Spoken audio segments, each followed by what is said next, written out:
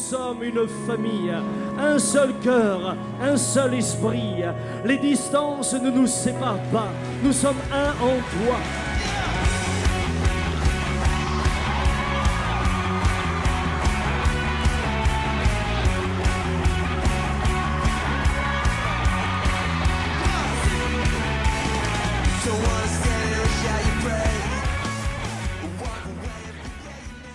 Dieu a-t-il un projet pour ma vie?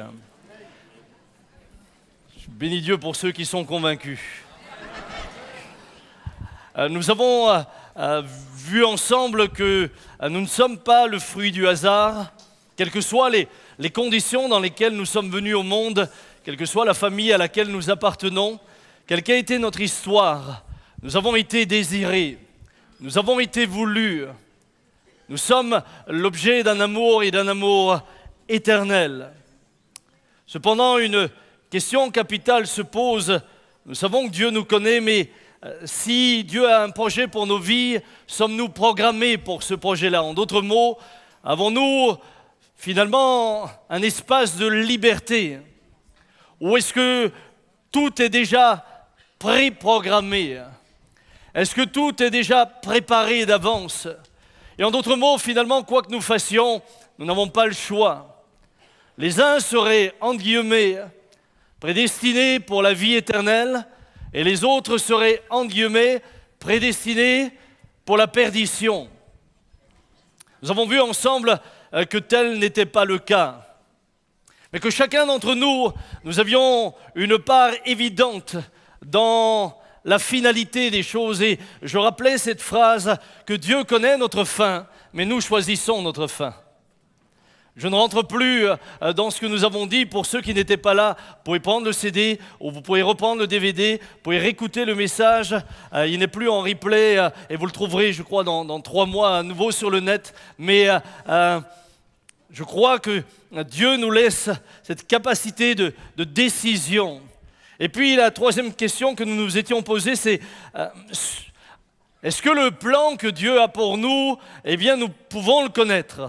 Je rappelais qu'en dehors de Jésus qui connaissait parfaitement le plan de Dieu pour lui, des hommes et des femmes vont essentiellement découvrir le plan de Dieu au fur et à mesure de l'avancement de leur vie. Certains seront d'une manière prophétique, par des visions, par des songes avertis, de ce que Dieu veut faire avec eux, mais ils n'auront pas le détail du programme. Nous sommes un peu, et je répète ce que j'avais dit, comme un ouvrier dans, finalement, l'œuvre d'un architecte. Nous allons avoir une partie qui nous est confiée, mais nous ne voyons pas forcément tout le projet. Vous savez, lorsque nous avons agrandi ici, il y a différents corps de métiers qui sont arrivés et puis ils ont reçu des directives suivant le métier qu'ils avaient de la part de l'architecte. Ils ont fait leur partie et leur partie était importante. Elle était déterminante pour le bon fonctionnement de l'ensemble, mais ils n'avaient pas forcément la globalité de la vision. Certains sont venus au départ, leur seul job était de creuser des trous. Et puis d'autres sont arrivés et ils ont fait des murs en béton. Mais ils n'avaient aucune idée de ce que ça allait être à la fin. Ils n'avaient pas la vision finale. Cependant, ils vont faire la part qui était la leur. Et de la même manière, je crois que chacun d'entre nous, nous sommes appelés par Dieu à une part que nous allons faire ou que nous n'allons pas faire suivant la manière dont nous nous positionnons. Une quatrième question que je voulais nous poser ce matin, peut-on être dans le plan de Dieu tout en ayant des épreuves? Est-il possible finalement que Dieu ait un projet pour nous et malgré le projet de Dieu pour nous, nous traversons des temps difficiles où nous avons les épreuves?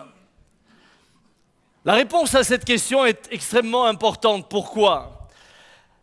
Parce que l'approche théologique de certaines personnes est la suivante. Si tu es dans le plan de Dieu, alors il n'y a pas d'opposition. Si tu es dans la volonté de Dieu, alors la volonté de Dieu doit s'accomplir sans que tu ne rencontres de difficultés. Bien-aimés, j'aimerais vous dire d'emblée ce matin que les difficultés ne sont pas forcément le signe d'une désobéissance ou du péché. On a tellement associé l'échec au péché, ou la maladie au péché, ou la maladie à un manque de foi, ou les difficultés familiales à un manque de foi. On a tellement fait l'association des deux qu'il nous semble que chaque fois qu'une difficulté arrive, c'est que nous sommes en faute. Et je vois énormément de croyants qui culpabilisent. Alors que l'Écriture nous montre que l'on peut être clairement dans le plan de Dieu, que l'on peut passer par des épreuves, que l'on peut avoir des souffrances, que l'on peut connaître des maladies, que l'on peut connaître des obstacles dans la famille, sans pour autant qu'on ait péché ou qu'on ait manqué de foi. Vous savez, lorsque ma chère maman est tombée malade il y a des années de cela, évidemment, aucun d'entre nous n'entrevoyait le projet de Dieu au travers de ça. Et lorsque les médecins ont dit à mon père de la ramener à la maison pour qu'elle termine ses jours à la maison, personne ne pouvait se réjouir en se disant « c'est le projet de Dieu ». Et pourtant, c'est par ce biais-là que Dieu va les amener à devenir ce qu'ils sont aujourd'hui. C'est par ce moyen-là que Dieu les a fait entrer dans son projet. C'est au travers de ce moyen-là qu'ils vont découvrir le plein évangile. C'est au travers de ce moyen-là qu'ils vont découvrir que Jésus guérit aujourd'hui encore les malades. C'est au travers de ce moyen-là qu'ils vont découvrir que le Saint-Esprit est une personne qui agit aujourd'hui encore. Ils avaient une connaissance de la parole, mais ils n'avaient pas cette connaissance approfondie. Ils n'avaient pas cette connaissance qui, t'emmène dans cette réalité de la présence de Dieu. Est-ce que Papa Jean pouvait s'imaginer que c'était le projet de Dieu lorsque, enrôlé de force par les SS, à l'âge de 17 ans, j'en parlais hier soir, alors qu'il avait refusé de porter les armes. D'ailleurs, il y a en ce moment un film, Tu ne tueras point. J'ai eu l'occasion de voir, j'ai été bouleversé. Maintenant, je vous préviens, c'est un film extrêmement dur. D'ailleurs, il est interdit aux moins de 12 ans. Il y a des scènes de guerre et c'est Mel Gibson qui l'a tourné. Donc, monsieur Mel Gibson, apparemment, aime bien quand il y a de l'hémoglobine. Ceci dit, j'ai été profondément interpellé et en voyant le film, je me disais « Waouh, quel héros !» Parce que c'est une histoire vraie. Et c'est tout ce qui donne de la force à ce film. C'est une histoire vraie. Et en même temps, je me disais « Mais tu as le même héros à la maison. Ton père a été pareil. Ton père, lorsqu'il est arrivé devant le commandant SS, et les SS ne badinaient pas, on vous fusillait ou on vous pendait. Lorsqu'il est arrivé devant lui, fort de l'expérience déjà de mon grand-père qui avait fait 14-18, il dira « Je ne tuerai point ». Et à partir de là, il sera malmené, il sera humilié au milieu de 2000 soldats.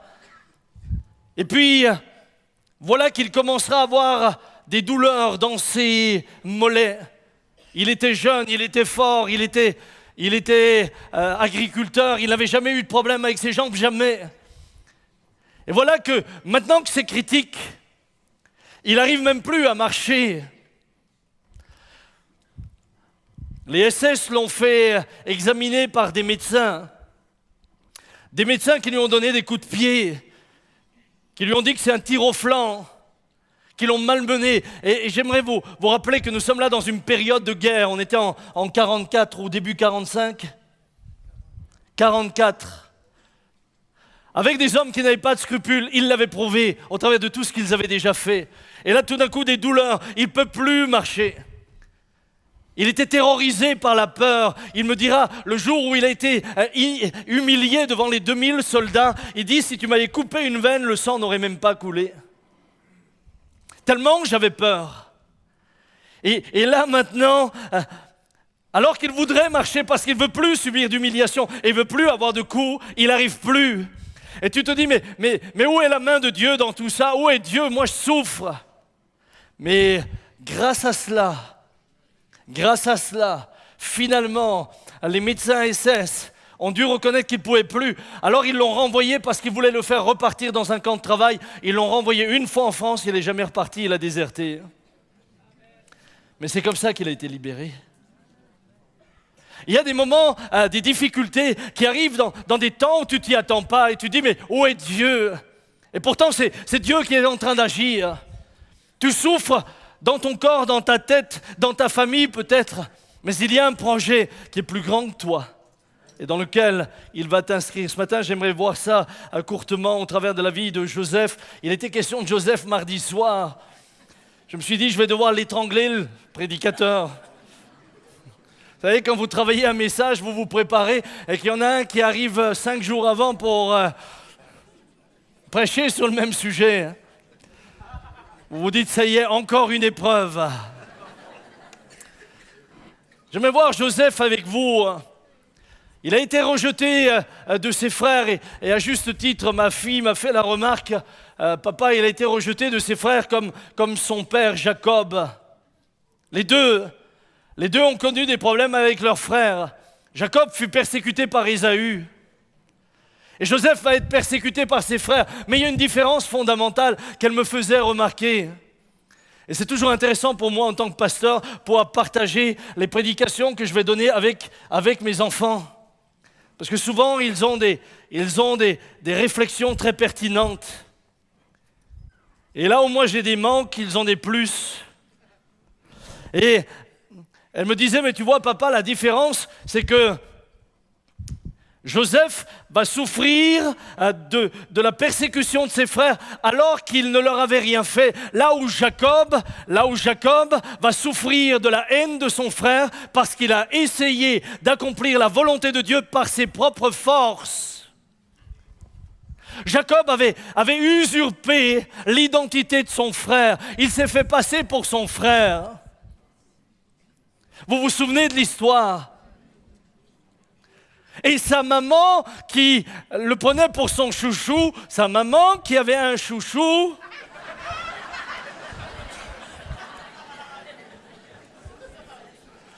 va l'aider pour cela, va mettre une peau de chèvre sur son bras parce que le gars, il n'avait pas de poils. Enfin, il n'en avait pas beaucoup. Alors que son frère, manifestement, c'était un grizzly. Et là, pour que le père soit trompé, il met des poils, elle lui met les vêtements de son frère pour qu'il y ait l'odeur, etc. Et il va usurper. Et c'est parce qu'il a voulu, lui, accomplir le projet de Dieu par ses propres forces, qu'il va connaître des souffrances et des détours qu'il n'était pas obligé de connaître. Vous savez, lorsque vous prenez la définition de Jacob, c'est celui qui prend par le talon ou qui supplante. Et supplanter, c'est faire perdre à quelqu'un par des manœuvres qui le desservent sa faveur, sa place, afin d'en profiter soi-même et de l'éliminer à son profit, se mettre à la place de quelqu'un dans l'esprit, le cœur de quelqu'un d'autre. Il y a des souffrances qui ont comme origine nos propres erreurs. Mais maintenant, nous allons passer à Joseph, dont finalement la persécution n'était en aucun cas liée à une chose pareille, si ce n'est que malheureusement, Joseph a été le chouchou de Jacob, comme Jacob était le chouchou de son père. Non, Jacob était le chouchou de sa maman, pardonnez-moi. Non, vous me sortez du... Red Mariette Snetri. Joseph était le chouchou de Jacob. Et Jacob, le chouchou de sa mère. So ist Gott. Hop là. J'aime ça quand on est avec, hein? On est ensemble. On prêche à deux ce matin. C'était pas au programme. Mais regardez bien. Malgré tout ce que nous allons voir ensemble, il y a malgré cela, pendant ce temps-là, la grâce de Dieu sur lui. Il y a la persécution, il y a la détresse, il y a la solitude, mais la grâce de Dieu demeure sur lui. Il est dit dans Genèse 39, « L'Éternel fut avec lui et la prospérité l'accompagna. » Il habitait dans la maison de son maître l'Égyptien. Son maître vit que l'Éternel était avec lui et que l'Éternel faisait prospérer entre ses mains tout ce qu'il entreprenait. Joseph trouva grâce aux yeux de son maître qui l'employa à son service. Et en prison, à Rebelote, l'Éternel fut avec Joseph et il étendit sur lui sa bonté. Il le mit en faveur aux yeux du chef de la prison. Et le chef de la prison plaça sous la surveillance tous les prisonniers qui étaient dans la prison. voyez une chose intéressante, peut-être que vous n'avez jamais remarqué, mais le chef de la prison ou le chef des gardes, c'était Potiphar. Lorsque Joseph sera acheté par Potiphar, il est dit, mais souviens-toi de moi quand tu seras... On fit descendre Joseph en Égypte et Potiphar, officier de Pharaon, chef des gardes égyptiens, l'acheta des Ismaélites qu'il y avait fait descendre. Ce même Potiphar qui, à un moment donné, va croire, et je reviendrai là-dessus, plus sa femme que Joseph, ce même Potiphar plus tard, alors qu'il est le chef des gardes, alors qu'il a sous lui toute la garde de ceux qui sont en prison, il semble qu'il va reconnaître l'intégrité de Joseph. Et il va le rétablir dans cette position d'autorité. Pourquoi? Parce que Dieu était toujours avec lui. Et ce matin, j'aimerais te dire, tu peux être dans l'épreuve et pourtant le Seigneur est avec toi. Tu peux être dans la difficulté, mais il n'empêchera pas que l'abondance et la bénédiction de Dieu, même dans tes difficultés, demeurent. Tu seras peut-être dans la lutte et le combat intérieur, mais j'aimerais te dire que Dieu est avec toi et Dieu se tient à côté de toi. Être dans le projet de Dieu et vivre dans l'opposition n'est pas une contradiction. Ce matin, mon frère, ma soeur, j'aimerais vous encourager au travers de ce message. Cependant, le potier façonne le vase. Le vigneron taille sa vigne. Et on éprouve l'or en la faisant passer par le creuset. Et ce ne sont pas les moments que nous préférons. 3 choses qu'il va faire avec Joseph. Selon l'encyclopédie biblique, Joseph signifie celui qui s'accroît. Mais celui qui s'accroît, avant de croître, va devoir décroître. Celui qui s'accroît avant de grandir va devoir mourir à lui-même. Celui qui s'accroît avant de devenir ce que Dieu veut qu'il soit dans son projet va devoir apprendre une chose, c'est que quel qu'il soit, quoi qu'il fasse, seul Dieu peut amener l'accomplissement de ce qu'il a promis à son enfant. Tout d'abord, il va perdre tous ses appuis, ses frères, ils le trahissent. Je n'entre pas dans les détails, mais quand les frères vous trahissent, c'est toujours dur. En cela, il perd son protecteur, son père, Jacob. Jacob n'est plus là. On peut être trahi. Et nous l'avons déjà vécu. Et ce matin, je veux faire un parallèle aussi avec des choses que nous avons vécues. Non pas pour dénoncer quelqu'un, non pas pour dénoncer quelque chose, juste pour dire... Et même parfois la trahison, c'est le projet de Dieu pour te mener là où tu dois être.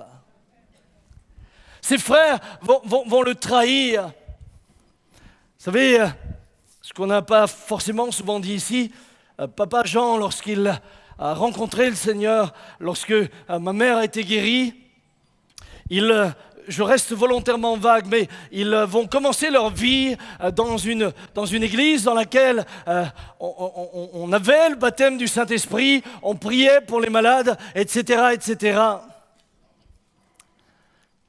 Et puis c'est de tout cœur qu'il s'est engagé. Et il disait toujours avec ma mère, nous, notre job, c'est de soutenir financièrement. Ils avaient une entreprise et papa disait, moi je sais faire du business et mon appel et mon ministère, c'est faire du business pour soutenir l'œuvre de Dieu. Et moi j'espère qu'il y en a qui ont cet appel ici. Non mais vous rigolez, mais c'est sérieux. C'est sérieux. Moi, je me réjouis pour tous ceux qui, eh bien, au travers de leur talent, dégagent des finances pour soutenir l'œuvre de Dieu. Moi, je les félicite, je les encourage. Oh, danke schön. Oh, ich habe wenig Schnaps gemacht, ja. Merci. Merci beaucoup. Et ça, c'était son objectif. Mais voilà qu'en témoignant naturellement, vous connaissez Papa Jean. Oui, il parlait de Jésus, des gens se convertissaient. Et il dira à son pasteur de l'époque, il y a des gens qui se sont convertis là, il faudrait s'en occuper. Et le pasteur dit, moi, j'ai pas le temps pour ça, on laisse tomber, on s'occupe maintenant d'ici. Et quand vous emmenez une âme au Seigneur, vous ne pouvez pas la délaisser comme ça. Alors il s'en est occupé, et voilà que le brave pasteur a pris ça comme de la rivalité. Alors que Papa Jean était à 1000 lieues, vous le connaissez, je pense que vous le connaissez. Est-ce que vous voyez le Papa Jean essayer d'usurper la place de quelqu'un? Vous le voyez se mettre de la peau de chèvre, sentir le phoque? C'est pas son truc. Et voilà qu'il arrive un dimanche matin dans le culte, du haut de l'estrade, ce brave pasteur que nous aimons et avec lequel nous avons une relation de cœur à nouveau. Ce brave pasteur dit, il y a au milieu de nous un chien dans la bergerie. Non, pas un loup, un chien. Et ce jour-là, ils l'ont mis dehors. Et tu sais, ça te fait drôle. Quand tout d'un coup, tu étais au milieu de frères dont le principe même, c'est aimez-vous les uns les autres. Et quand du haut de l'estrade, je ne sais pas ce que ça vous ferait comme effet si je vous disais, il y a parmi nous ce matin, j'arrive même pas à le dire, vous êtes tellement beaux. Et c'est ainsi qu'il, malgré lui, il s'est retrouvé avec des gens non croyants. Malgré lui, il a dû commencer à faire des petites réunions. Malgré lui, il ne savait pas prêcher. Il cherchait des prédicateurs. Et il en a trouvé un qui venait l'aider. Parce que lui estimait, moi je ne suis pas un prédicateur, je ne sais pas faire ça. Moi je sais faire imprimer des traités, je sais payer des salles, je sais louer des salles, ça je sais le faire. Et puis petit à petit, Dieu l'a mené là où il le voulait. Et puis des années ont passé. Et un jour, après 40 ans, il a rencontré à nouveau ce serviteur de Dieu. Et ce serviteur de Dieu lui a dit, « Hey Jean, la plus grande connerie que j'ai fait dans mon ministère, c'est de te foutre dehors. » Et là, il lui a dit, « Loue le Seigneur avec moi de ce que tu m'as foutu dehors, parce que si tu ne m'avais pas foutu dehors, tout ça n'existerait pas. » Il y a des moments où tu peux être trahi, tu peux être abandonné. Regardez, la femme de Potiphar va essayer de manipuler Joseph. Potiphar ne va pas croire à sa loyauté, il va croire plutôt son épouse, ce qui est normal, c'est quand même un peu normal.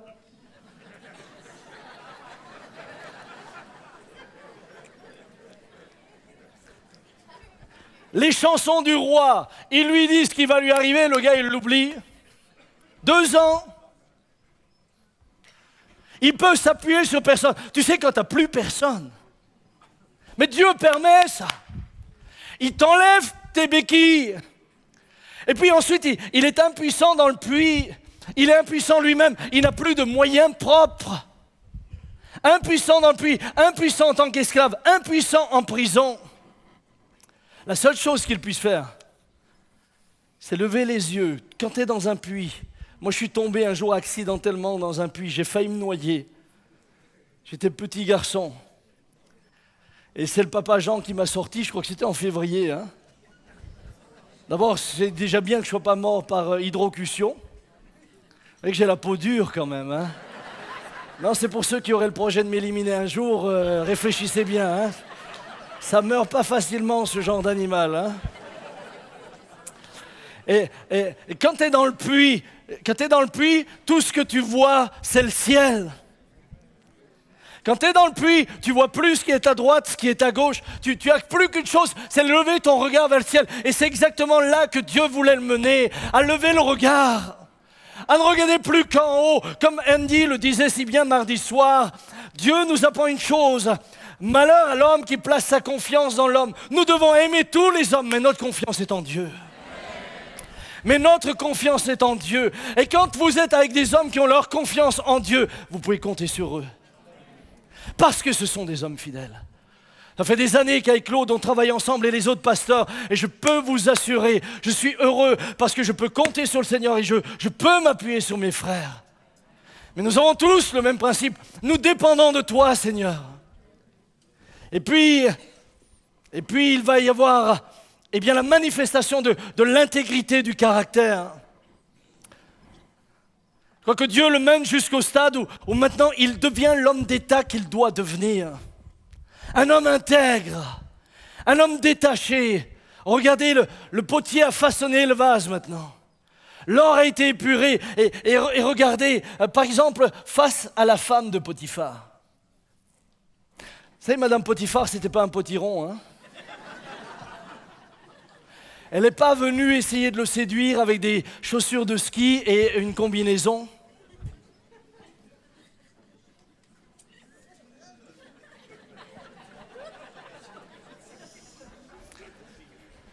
La dame a dû être drôlement érotique ce jour-là.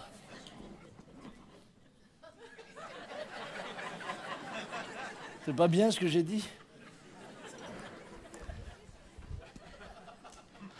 Vous pensez que c'est... Joseph était jeune, il devait avoir un peu plus de 20 ans. Vous savez, entre le moment où Dieu lui a parlé et le moment où il va devenir ce que Dieu lui a dit, 13 ans ont passé. Mais il est jeune. Il est jeune. Et là, tu as une femme provocante qui vient. Il dit quelque chose qui m'a tellement interpellé. Il dit...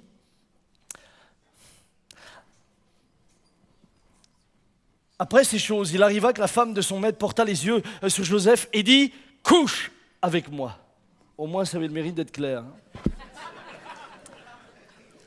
Il refusa et dit à la femme de son maître « Voici, mon maître ne prend avec moi connaissance de rien dans la maison et il a remis entre mes mains tout ce qui lui appartient. » Écoutez bien maintenant. « Il n'est pas plus grand que moi dans cette maison et il ne m'a rien interdit, excepté toi, parce que tu es sa femme. Comment ferais-je un aussi grand mal et pécherais-je contre Dieu ?» Quand j'ai lu ça, cela m'a rappelé un autre épisode de la Bible. D'après vous, Genèse chapitre 2, verset 16, « Tu pourras manger de tous les arbres du jardin, mais tu ne mangeras pas de l'arbre de la connaissance du bien et du mal. » Joseph se retrouve exactement dans la même condition. Il peut tout faire dans cette maison. Son maître n'est pas plus grand que lui. Il lui a donné accès absolument à tout, sauf à sa femme, ce qui est tout à fait normal. Là où Adam et Ève vont finalement échouer, Joseph, lui, quitte à y laisser son manteau, Joseph, lui, va honorer Dieu plus que toute autre chose. Est-ce que le fait d'honorer Dieu va engendrer pour lui la délivrance? Non, ça va engendrer une autre épreuve. Et là aussi, souvent, nous nous disons que parce que nous sommes droits, Dieu doit nous garder. Parce que nous sommes droits, rien ne doit nous arriver. Mon frère, ma sœur, l'intégrité et la droiture peut te mener dans des difficultés. Mais l'essentiel, ce n'est pas la difficulté. L'essentiel, c'est que tu saches que Dieu est toujours encore avec toi. Parce que pendant qu'il est dans ses épreuves, Dieu lui donne toujours encore la capacité d'interpréter les songes. La puissance de Dieu, l'onction de Dieu, la capacité d'interprétation est toujours encore sur lui. Combien dans des moments comme cela, finalement, on fait comme Adam et Ève? Vous savez, le jardin, finalement, se présente à nous plus régulièrement que nous l'imaginons. L'arbre de la connaissance du bien et du mal, l'arbre de la tentation se présente souvent bien plus que nous le pensons et de différentes manières. Est-ce que Joseph était préprogrammé pour faire ce qu'il a fait? Non, non. Joseph aime Dieu, c'est une décision qu'il prend. C'est une décision, et une décision d'autant plus difficile qu'il aurait pu se venger en étant esclave là.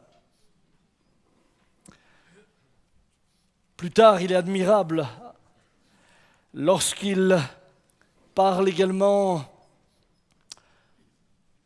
à celui qui portait le vin à Pharaon. Lorsqu'il a la responsabilité que le chef des gardes, Potiphar, lui avait donnée sur la prison, viennent ces deux hommes qui étaient très proches de la cour de Pharaon et de Pharaon lui-même. Et là, ce qui est extraordinaire, il lui explique le songe et ensuite il lui dit juste « Souviens-toi de moi ». Souviens-toi de moi. Il lui a pas dit, tu vois, je suis ici, c'est pas juste. Mes frères m'ont trahi, on m'a vendu. La femme de Potiphar a essayé la femme du chef là, a essayé de m'embarquer dans une histoire. Il n'a pas essayé de se justifier parce que l'homme intègre, l'homme de Dieu n'a pas besoin de se justifier. Il sait qu'il y a quelqu'un qui va le justifier. Et 2 ans vont passer. Souvent, en cherchant à nous justifier, tu es obligé d'accuser les autres et de les enfoncer. Il ne le fait pas. Et maintenant, quel travail en profondeur. Lui qui a eu peur va rassurer ses frères. Lui qui a été privé de tout va pourvoir à tous leurs besoins. Lui qui a été humilié leur pardonne. Est-ce qu'il leur a pardonné facilement? Non. Non, souvent, j'entends souvent prêcher là-dessus, on nous laisse croire qu'il a pardonné facilement. C'est pas facile pour lui. C'est pour ça qu'il les a fait un peu marronner. Quand même, à quelque part, il leur a quand même mis un peu le... Tasavenichi-san. Qu'ils aient un peu le feu. Tu sens qu'il y a une volonté de pardonner, mais il y a un combat. Tu as envie de rendre quand même un peu la monnaie de la pièce. Dis, je garde le plus jeune de vos frères, je vais le garder. Retournez chez vous. Et là, tu as les autres qui... Ils ont tous peur. Il leur a quand même un peu expliqué par où il est passé sans dire que c'est lui. Mais en finalité, il ne laisse pas l'amertume avoir le dessus, il pardonne. L'homme de Dieu transformé par l'épreuve et dans l'épreuve va entrer maintenant dans sa destinée. Ce pourquoi Dieu l'a appelé. Et là, la Bible nous dit, soyez sans crainte. En effet, suis-je à la place de Dieu? Vous aviez formé le projet de me faire du mal. Dieu l'a transformé en bien pour accomplir ce qui arrive aujourd'hui et pour sauver la vie d'un peuple nombreux. Es-tu ce matin dans la difficulté? Es-tu dans l'épreuve? As-tu perdu un être cher? Y a-t-il des choses auxquelles tu n'as pas d'explication? Tu peux être dans cette situation-là. Mais j'aimerais te dire que ce n'est pas parce que tu es dans cette situation-là que Dieu t'a abandonné. Ce n'est pas parce que tu es dans cette situation-là que Dieu n'est plus avec toi. Au contraire, mais Dieu va te former et te transformer. La deuxième et dernière question que je voudrais nous poser ce matin, c'est la suivante. Si nous pouvons être dans le projet de Dieu tout en passant par des épreuves, peut-on finalement sortir du projet de Dieu et y revenir? Et cette question-là est pour moi également importante. Pourquoi? Parce qu'énormément de frères, de sœurs ont fait des erreurs. Ils ont passé leur vie à avoir le sentiment que maintenant, c'est trop tard. J'ai raté le coche. J'ai fait le mauvais choix. J'ai pris la mauvaise décision. Et il y en a qui en ont pris des mauvaises décisions. Et qui vivent maintenant avec cette espèce de détresse et de désespoir qui les amène à se dire, mais il n'y a plus de retour possible. Alors ils essayent de se donner de la peine, ils vont encore faire des efforts, ils vont faire des œuvres pour que Dieu quand même ait compassion d'eux, mais ils ont le sentiment, je suis passé à côté du projet de ma vie. Mon frère, ma sœur, c'est vrai que dans l'Écriture, certains sont passés à côté. Mais si Adam et Ève faisaient passer l'humanité à côté, Jésus nous a ramenés dans le projet de Dieu. Jonas a fait des détours, il a fait des mauvais choix. Mais il y a la repentance de Jonas là au fond de l'abîme. Et du fond de l'abîme, Dieu le fait remonter et le ramène dans le projet initial. Il y a le fils prodigue qui sort de la maison du Père. Il fait un détour. Il va payer la facture, parce qu'il y a toujours une facture, il y a toujours quelque chose que tu payes. Il y a parfois quelque chose qui reste. Mais Dieu, au travers de cette parabole, Jésus nous explique que le fils prodigue revient et Dieu l'accueille. C'est pas fini pour toi. Et je vais prendre ce matin l'exemple d'un homme que j'avais cité dernièrement en Allemagne, et que j'avais une fois cité ici, c'est David. David qui reçoit l'onction de la part de Samuel, triomphe de Goliath, devient le héros d'Israël, un homme de foi, inspiré et inspirant. Aujourd'hui encore, ces psaumes nous inspirent. Aujourd'hui encore, lorsque nous sommes dans la détresse, combien d'entre nous ne lisons pas les psaumes de David, ne nous encourageons-nous pas avec les psaumes de David? Mais là aussi, comme Joseph, cela a duré 13 ans chez Joseph, chez David, 15 années de persécution sous la férule d'un Saül qui ne lui laissait aucune paix, qui cherchera à le tuer avec la lance, qui cherchera à l'anéantir de 1001 manières. Dans sa folie, il ira jusqu'à tuer 85 des sacrificateurs de l'Éternel à Nob. C'est vous dire la détermination. Mais malgré ça, alors que l'oppression est constante, tu sais, quand l'épreuve dure, 10 minutes, ça va. Et ça, nous l'avons vu quand nous avons traversé l'épreuve quand Benjamin a traversé son épreuve avec nous, l'avons traversé avec lui. Au début, tu cries vers Dieu et tu te dis, ça y est, la délivrance vient, elle est là. Et puis, tu as prié et rien ne se passe, alors tu t'accroches au premier traitement et les médecins te disent, nous avons un traitement. Et tu te dis, le traitement va marcher. Puis le traitement ne marche pas. Alors tu cries à nouveau à Dieu. Mais tu continues à t'enfoncer de plus en plus. Et tu le vois de plus en plus malheureux et tu le vois de plus en plus se détruisant. Et là on te dit, il y a encore un traitement. Et là le traitement devient pour toi comme une bouée de secours. Et prends le traitement et ça ne fonctionne pas. Au contraire, c'est les effets secondaires. Et un mois passe, 2 mois, 3 mois, et tout d'un coup, tu es à 4 mois, 5 mois, 6 mois, et tu as l'impression que ça prend plus de fin, et tu as l'impression que maintenant ta vie a basculé. Et je sais qu'il y a des parents ici qui ont des enfants schizophrènes, et ces enfants, vous les avez depuis 4 ans, 5 ans, 7 ans, 8 ans. À côté de vous, je veux être très humble. Mais je sais ce que ça veut dire quand tout d'un coup tu es découragé. Et David l'était. Et David ne voyait plus d'avenir. Et pourtant Dieu lui dit quelque chose de clair. Au travers du prophète Gad, il lui dit, ne reste pas dans la forteresse, va-t'en, entre dans les pays de Juda, 1 Samuel 22, 5. Et David s'en alla. Entre dans le pays de Juda. En d'autres termes, Dieu est en train de lui dire, reste dans ma présence, reste dans le pays de Juda, reste là où je suis, car c'est de là que je veux continuer à ce que tu rentres dans le projet que j'ai pour toi. Mais David est usé. Et quand tu es usé, tu cherches des solutions. Écoutez ce qu'il dit. À un moment donné, usé, désespéré, il dira, David dit en lui-même dans 1 Samuel 27, je périrai un jour par la main de Saül. Il n'y a rien de mieux pour moi que de me réfugier au pays des Philistins.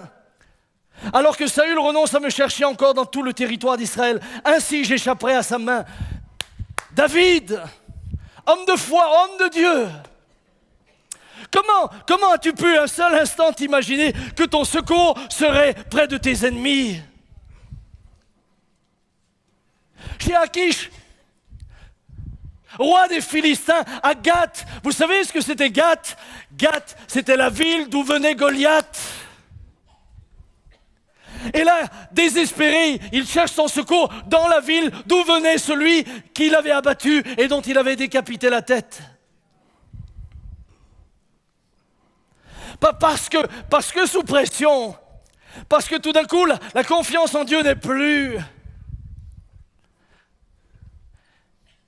Combien ont eu recours à des solutions qui finalement ensuite sont devenues pour eux un malheur parce que cette décision va engendrer des conséquences.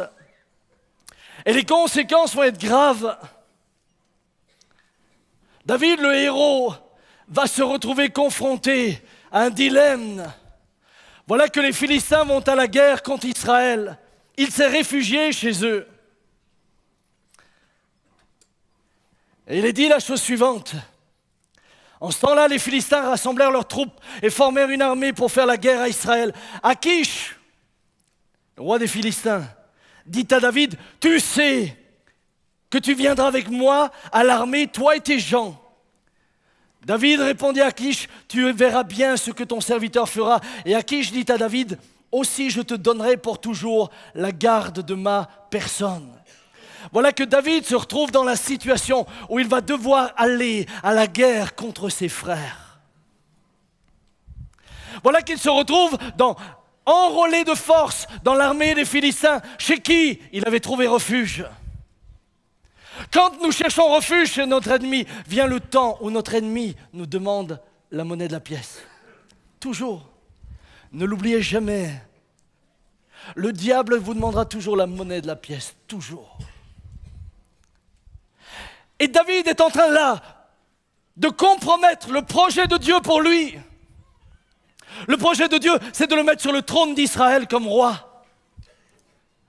Si David part à la guerre avec les Philistins, combat ses propres frères, même s'il venait à tuer Saül,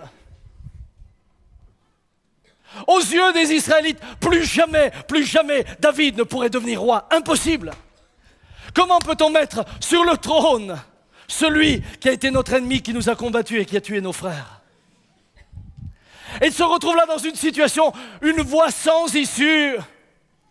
Et il y a des frères, des sœurs qui, parce qu'ils étaient acculés, parce qu'ils n'avaient plus de solution, eh bien ont cherché des solutions humaines, charnelles, souvent des solutions qui les ont plongés dans le désespoir.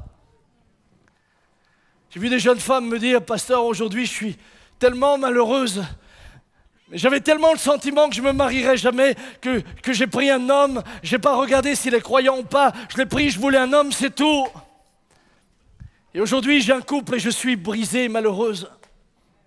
Et je voudrais servir Dieu et je ne le peux plus. » Combien, par rapport à une situation conjugale difficile, et Dieu seul sait qu'avec Dominique nous en avons connu, mais combien dans ces moments-là, on dit mais il n'y a plus rien à faire, et je sais qu'il y a des extrêmes, et je sais qu'il y a des situations dans lesquelles on a le sentiment qu'il n'y a plus rien à faire.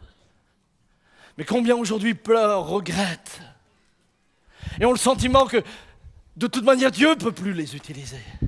J'aimerais vous dire que c'est dans ce moment-là, quand David était littéralement dans une voie sans issue, que Dieu va intervenir.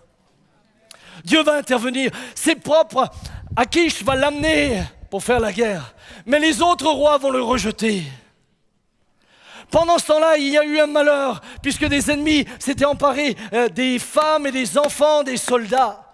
La Bible dit qu'ils voulurent le lapider. Ils voulurent lapider, et il nous est dit, David fut dans une grande angoisse, car le peuple parlait de le lapider, parce que tous avaient de l'amertume dans l'âme, chacun à cause de ses fils et de ses filles. Et maintenant, il va faire quelque chose. Dans 1 Samuel 30, il est écrit, mais David reprit courage, en s'appuyant sur l'Éternel son Dieu. Écoutez bien, il recommence à s'appuyer sur Dieu.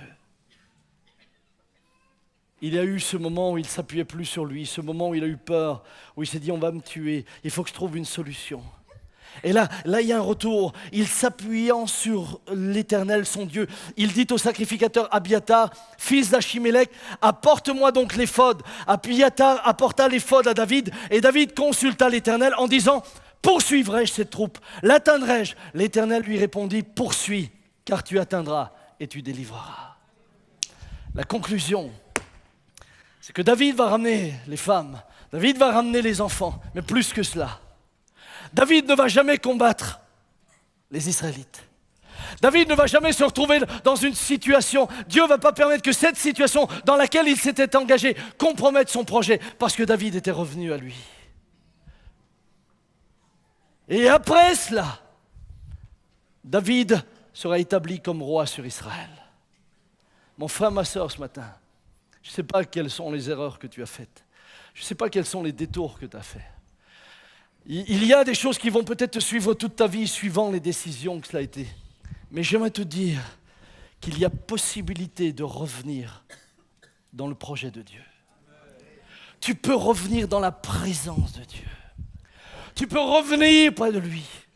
Il y a des choses que tu as perdues et tu ne les rattraperas jamais, ça c'est sûr. Mais ce matin, j'aimerais surtout te dire, ne reste pas sous la condamnation, ne reste pas écrasé.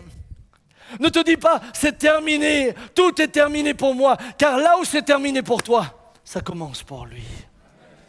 Relève la tête ce matin et dis, Seigneur, même si je ne comprends pas, je ne comprends pas la maladie, je ne comprends pas pourquoi j'ai fait ce choix, je ne comprends pas pourquoi ce choix m'a mené dans cette situation, mais ce matin, je me repens.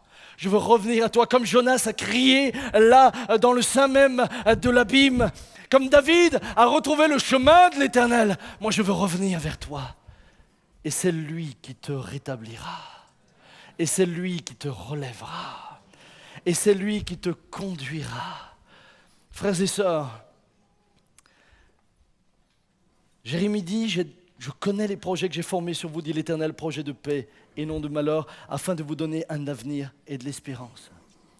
Quand tu sais que tu es dans la main de Dieu, quand tu cherches, je rappelle que ce message c'est un ensemble de 5 points, quand tu cherches à marcher dans ses voies et à rester ferme dans sa volonté, ni le diable, ni tes pires ennemis ne peuvent te dévier du projet de Dieu pour toi. Rien, ni personne ne peut t'arracher à ce que Dieu a voulu pour toi. Et ce que Dieu a voulu pour toi s'accomplira. S'accomplira.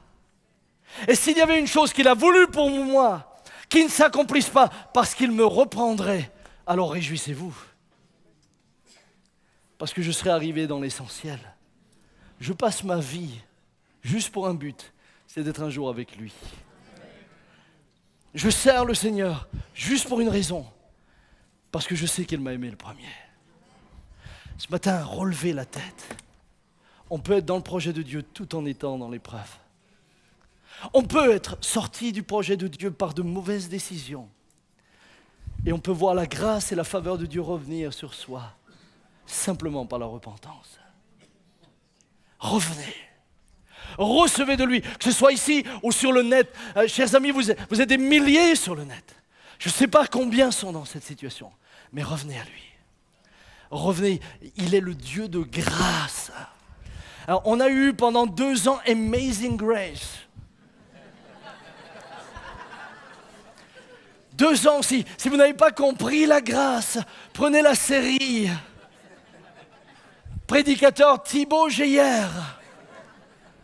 C'est le premier sujet que je vois traité sur 2 ans. Mais je crois, Thibaut, qu'on pourrait prêcher toute notre vie là-dessus. Parce que la grâce est tellement grande qu'on ne dira jamais assez merci, merci, merci. Merci pour la grâce que tu m'as accordée. Frères et sœurs, ce matin, je vous laisse avec cette parole. Recommande ton sort au Seigneur, mets ta confiance en lui et c'est lui qui agira. Il y a dans le cœur de l'homme beaucoup de projets, mais c'est le dessein de l'Éternel qui s'accomplit.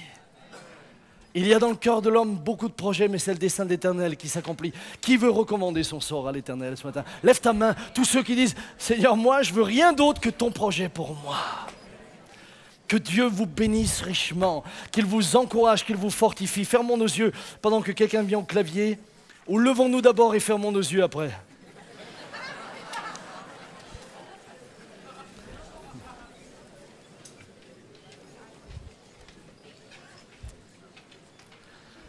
Fermons simplement nos yeux et commençons à prier.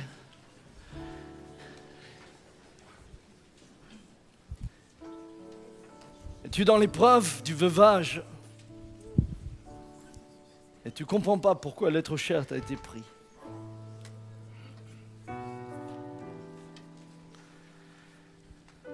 Dieu est tellement plus grand que ce que je peux comprendre, que ce que je peux saisir.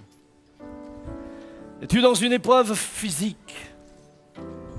Es-tu dans la maladie ce matin? As-tu été trahi? As-tu été rejeté? Peut-être même ton père et ta mère, mais j'aimerais te rappeler que si mon père et ma mère m'abandonnent, l'Éternel me recueillera. Alors que nous avons nos yeux fermés, et que vous regardez chacun d'entre vous votre vie. As-tu, à cause de ton intégrité, perdu ton travail? As-tu, à cause de ta droiture, à ne pas vouloir mentir, été la risée des autres, voir le bouc émissaire? Il y a une chose qui est importante, c'est que si ces choses-là, tu les as souffert à cause de ton intégrité, l'Éternel demeure avec toi. Il est avec toi. Son autorité est avec toi. Sa bénédiction est avec toi. Comme la bénédiction et la prospérité étaient sur Joseph, même esclave, même prisonnier, elle demeure sur toi. Mais cette période est une période de transformation. Une période dans laquelle tes appuis s'en vont. Pour que tu ne t'accroches plus qu'à une seule personne. C'est ce merveilleux Jésus qui est là ce matin.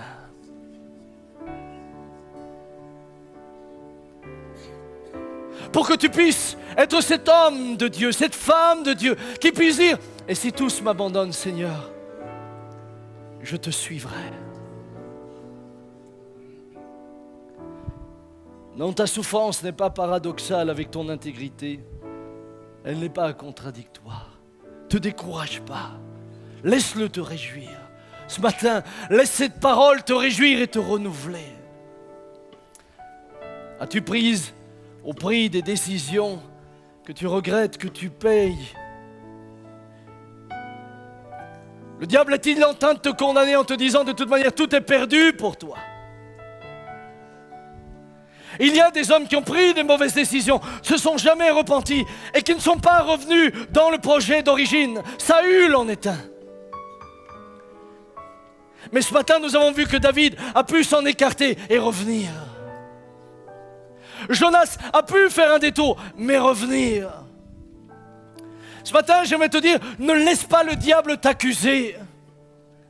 Ne laisse pas le diable continuer à te dire, puisque tu as fait ceci, puisque tu as fait cela, le projet de Dieu pour toi, c'est terminé, c'est faux.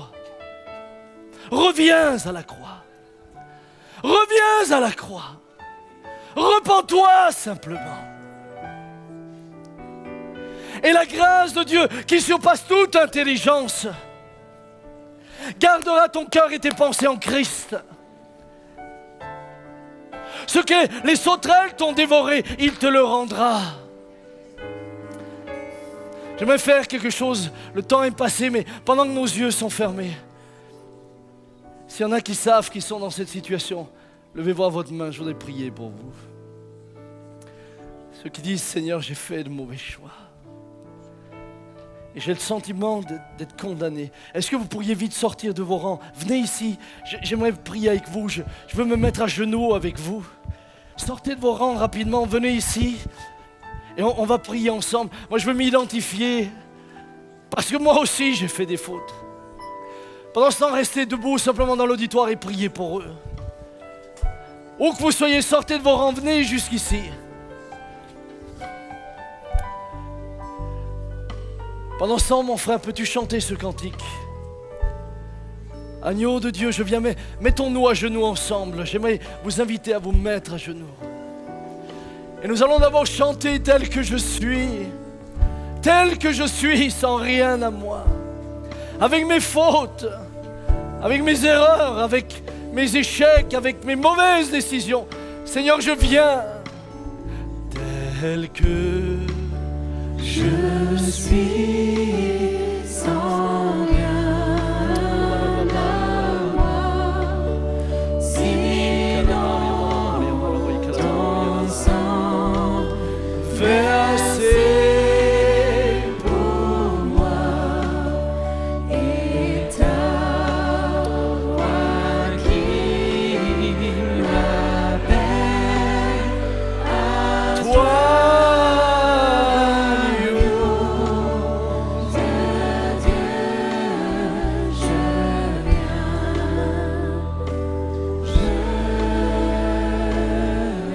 Tel que je suis, ton grand amour. Tel que je suis, ton grand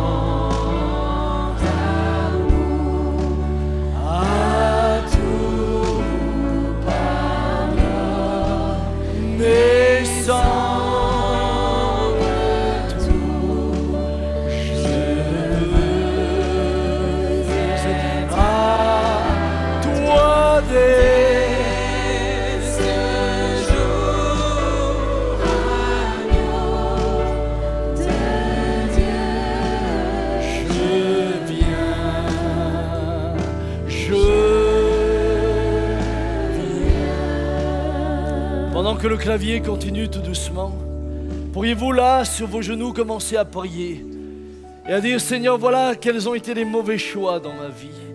Confessez vos mauvais choix au Seigneur. Et dites-lui, Seigneur, mais ce matin, je te demande pardon et je veux revenir entièrement à toi. Croyant qu'il y a encore de la place pour moi dans le projet que tu as sur ma vie.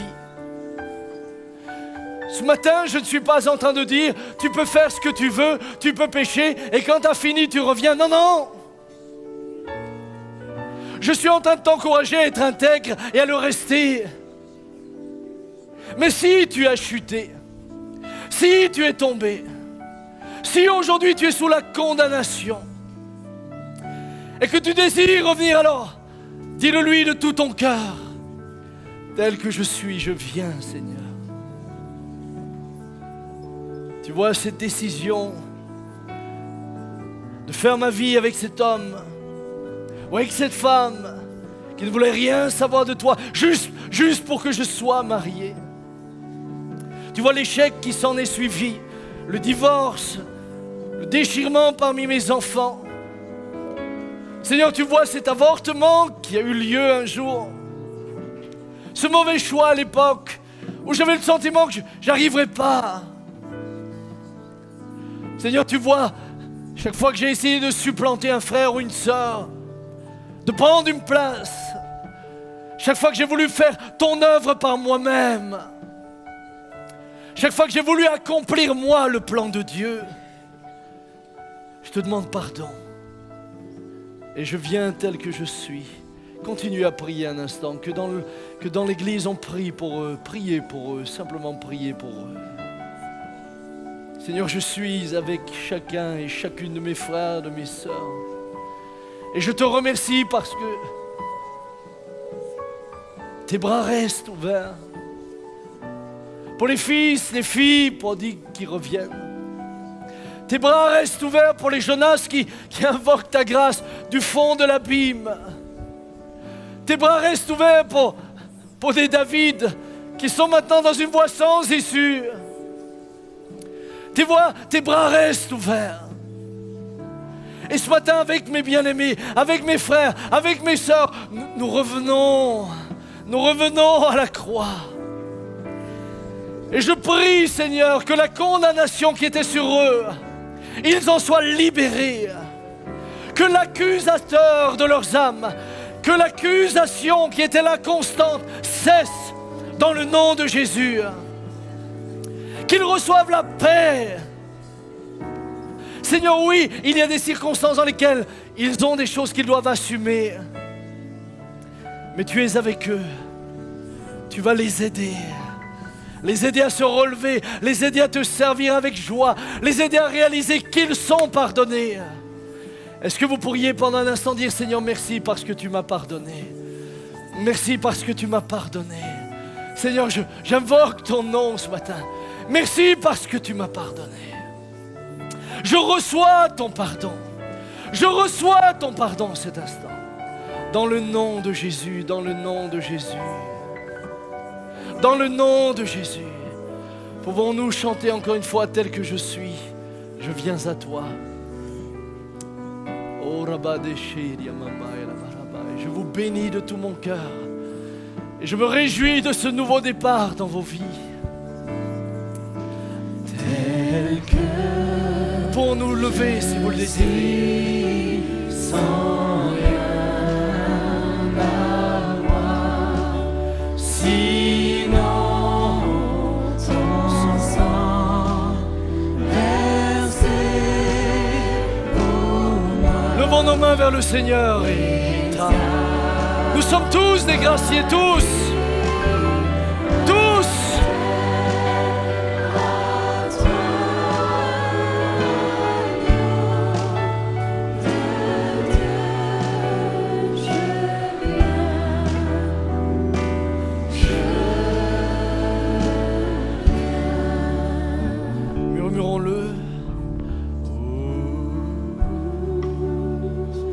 Et vous qui êtes là devant, continuez à le remercier dans votre cœur. Ne revenez plus jamais sur ce qu'il vous pardonne.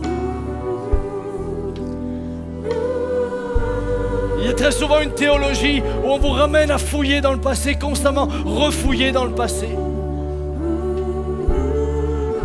Celui que le Fils a franchi est parfaitement libre, pleinement libre. Ne retournez pas toujours dans votre passé. Ne retournez pas toujours dans votre passé. Puissiez-vous dire ce matin avec Jésus, Seigneur, tout est accompli pour moi aussi. Tout est accompli. Murmurons-le encore une fois. Dites-le, tout est accompli pour moi. Tout est accompli. Seigneur, je ne retournerai pas dans le passé. Je ne fouillerai pas. Combien de fois les hommes et les femmes n'ont-ils pas confessé 50 fois la même chose? C'est parce qu'ils n'ont pas compris qu'ils sont pardonnés. Vous êtes pardonnés. Maintenant, continuez votre chemin avec Christ. Avancez avec lui.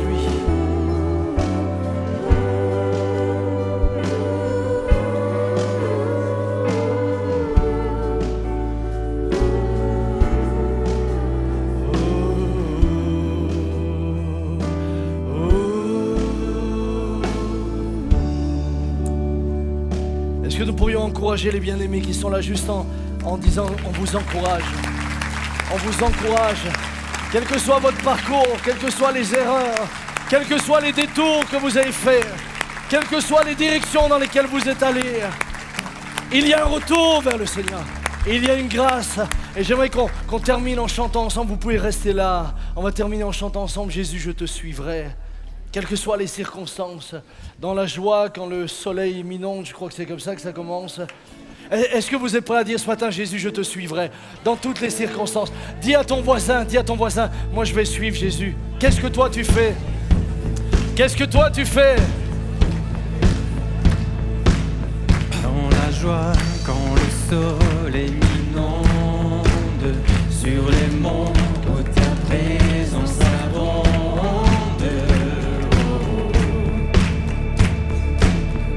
Jésus, je te suivrai. Dans la peine, quand mon âme sombre, dans la vallée du deuil et de l'ombre. Jésus, je te suivrai.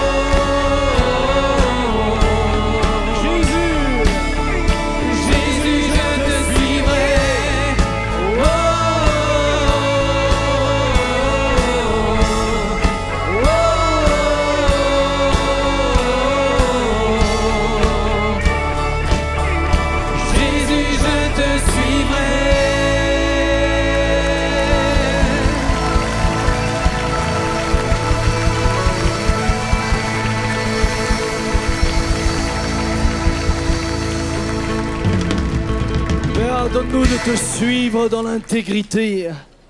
Que le jour où, comme Joseph, nous avons droit sur tout sauf sur quelque chose, nous soyons capables de dire non.